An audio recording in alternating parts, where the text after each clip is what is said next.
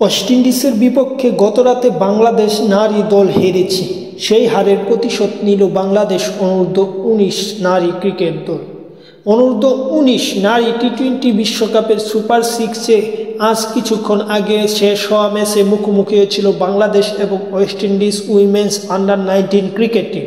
যে ম্যাচটাতে বাংলাদেশ বৃষ্টিবিঘ্নিত একটি ম্যাচ হয়েছে, বাংলাদেশ 10 উইকেটের ব্যবধানে জিতেছে।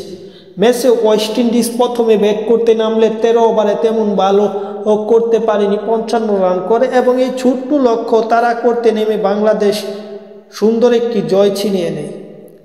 ওয়েস্ট ইন্ডিজ অনূর্ধ্ব-19 দলে 13 ওভারে 54 রান করে, যেখানে 55 রানের টার্গেট, 6 উইকেট হারায় ক্যারিবিয়ানরা, যেখানে তাদের হয়ে রামতাহাল তিনি সর্বোচ্চ 16 রানে অপরাজিত থাকে। বাংলাদেশের নিশিতা তিনি নেন 3 উইকেট, ফারজানা নেন 3 ওভার করে 14 রান করে কোনো উইকেট পাননি। সব কিছু মিলে বাংলাদেশ অনূর্ধ্ব-19 দল 8.5 বলেই তারা 55 রান সংগ্রহ করে বিনা উইকেটে, যেখানে চুয়ায়া তিনি 14 রানে অপরাজিত এবং জুবাইরিয়া তিনি 25 রানে অপরাজিত থাকে।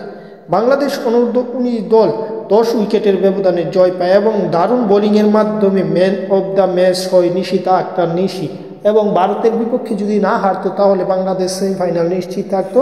ভারতের বিপক্ষে হেরে সেমিফাইনালটা নিশ্চিত করলো না টাইগার যুবারা। যাই হোক, বাংলাদেশের বিশ্বকাপ মিশন শেষ।